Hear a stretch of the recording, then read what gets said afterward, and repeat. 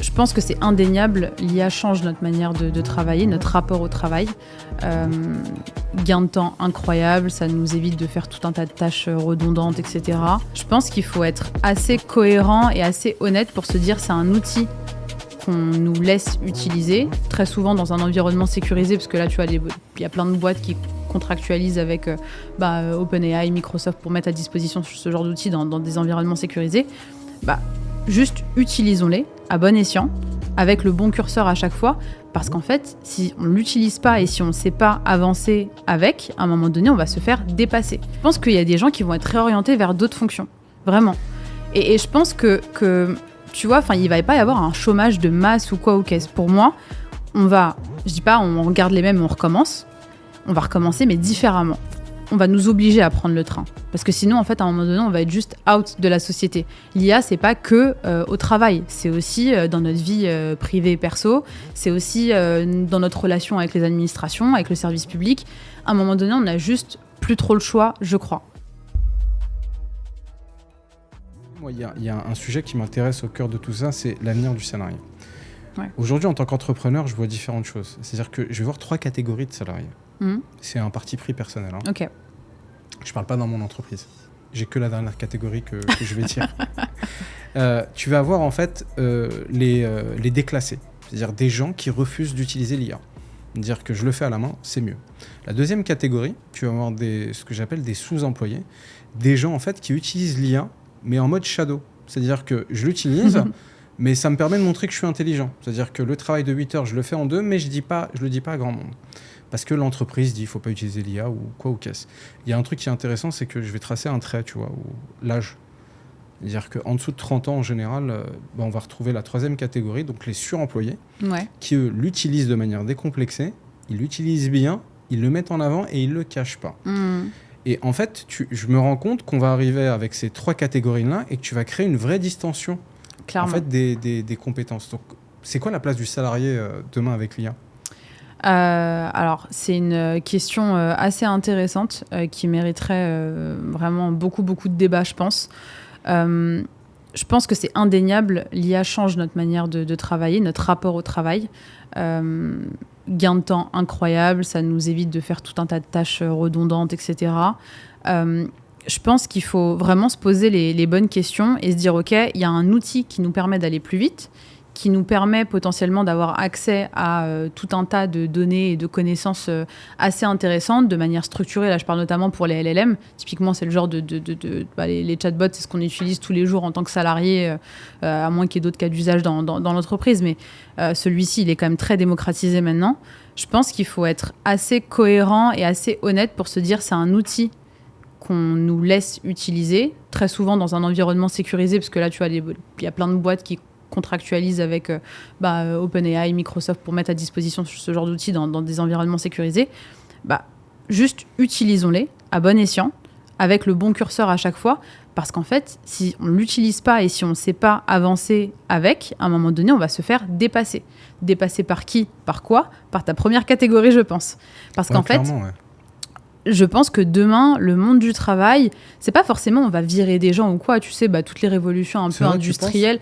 Non, en vrai de vrai, je pense pas. Je pense qu'il y a des gens qui vont être réorientés vers d'autres fonctions, vraiment. Et je pense que tu vois, il va pas y avoir un chômage de masse ou quoi ou qu'est-ce. Pour moi, je dis pas on regarde les mêmes et on recommence. On va recommencer, mais différemment. Dans le sens où on a cet outil, ça nous permet d'aller plus vite. On va nous obliger à prendre le train. Parce que sinon, en fait, à un moment donné, on va être juste out de la société. L'IA, c'est pas que au travail. C'est aussi dans notre vie privée et perso. C'est aussi dans notre relation avec les administrations, avec le service public. À un moment donné, on n'a juste plus trop le choix, je crois. Je sais pas si tu es d'accord avec moi sur ce sujet, mais il y a un élément, non. Toi, tu penses qu'on va virer tout le monde ? Non, je dis pas virer. Je vais utiliser un terme propre. On va désalarier les gens. Dire que, tu vois, toute révolution industrielle, on a parlé de Henry Ford tout à l'heure, je vais réutiliser ce grand monsieur que j'aime beaucoup. À l'époque, quand on est passé, tu vois, de moteurs hippiques à des moteurs voitures, donc des chevaux aux voitures, on a dit aux chevaux, on va pas vous retrouver du travail. Ils n'ont pas retrouvé de travail, les chevaux. Ils ont été abandonnés. Les fabricants de calèches, ils ont mis de côté. Même pire, Inès, il y a eu des boucheries chevalines. On les a mangées. T'es violent. Ouais, Je sais pas c'est quoi le parallélisme, mais non, je veux pas rentrer dans ça. Je l'arrête là. Mais en fait, ce que je veux te dire, c'est que ça a été clairement remplacé. C'est-à-dire qu'ils ont été mis à la casse. Les fabricants de calèches ont été totalement abandonnés. Ouais. Donc, moi, je pars du principe, et je vais être un petit peu plus véhément, tu vois, sur les choses, mais tu vois, les déclassés, eux, ils sont morts, c'est fini. C'est totalement fini. Mais t'en fais quoi de cette population? Parce qu'en fait, je suis d'accord avec toi. Je vais répondre à ça. En fait, c'est le paradigme de vitesse. C'est-à-dire que cette révolution-là, on n'est pas en train de gagner plus 20%. On est en train de multiplier par 10 ou par 100. Donc moi, ma vraie question, c'est de dire, OK, les surclassés, ça va devenir les superstars, les suremployés. Parce qu'ils savent l'utiliser, ils vont faire un boulot de 100. Donc on va plus avoir des multinationales de 1000 personnes, mais on va avoir des micro-multinationales de une personne qui font le travail de 1000 personnes. Et j'en arrive à une problématique, et je vais même aller plus loin, c'est la génération de création de valeur. C'est-à-dire que si à un moment, tu as des gens qui sont au chômage, c'est l'exemple qu'on cite, tu vois, notamment à la révolution industrielle ou automobile, en école de commerce, c'est de dire, je suis une entreprise, je fabrique 20 millions de voitures. Ouais. Le marché peut digérer 20 millions de voitures. Puis à un moment, j'ai décidé de robotiser l'IA. Je peux en fabriquer 25 millions. Mes consommateurs sont aussi mes employés. Donc Henry Ford, ce qu'il avait fait, il avait créé le $5 a day, donc de augmenter, parce qu'il a dit il faut qu'ils puissent acheter leur propre voiture. Je monte à 25, mais comme je robotise, j'ai besoin de moins de personnes. Donc derrière, je vais licencier un peu plus. Ouais. Sauf que le marché ne peut pas digérer plus de 20 millions. Et les gens ont été licenciés, donc ils vont plus pouvoir acheter les voitures. Donc je vais devoir baisser les prix, parce qu'ils n'achètent pas mes plus 5 millions. Donc j'atomise le marché. Et au final, en fait, c'est le marché qui se tue lui-même, qui, comme le poisson barracuda, où en fait, il mange ses confrères et il se mange lui-même. Ouais. Et au final, tu tues le marché. Et je vais même aller plus loin, c'est que si tu n'as plus de salariés, aujourd'hui, avec l'IA, la raison d'être même d'une entreprise, je ne suis pas convaincu que demain, il y a encore des entreprises. Puisque aujourd'hui, et là, je vais un peu, on va dire, tempérer ce que je dis, on ne va pas remplacer le boulot d'architecte. On ne va pas remplacer le boulot d'un médecin. Mais par contre, tu vois, une équipe d'architectes où j'ai le designer et ainsi de suite, bah peut-être qu'au lieu d'avoir 15 personnes, je vais en avoir que 4.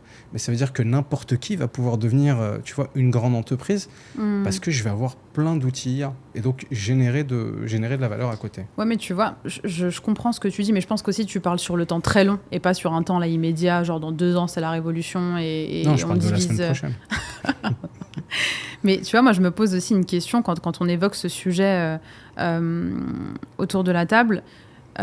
Tu vois, tu as parlé de vitesse, de performance, de vitesse, où tu as une équipe de Top Gun qui va gérer potentiellement toute une boîte, etc. Équipe très réduite. Comment, demain, on s'assure que ces personnes-là, elles ont une assez grande force de frappe pour emmagasiner, tu vois, toute la charge que ça va représenter? Est-ce que nous, on est prêt à gérer ce genre de sujet? Je parle de nous en tant qu'humains, hein, tu sais.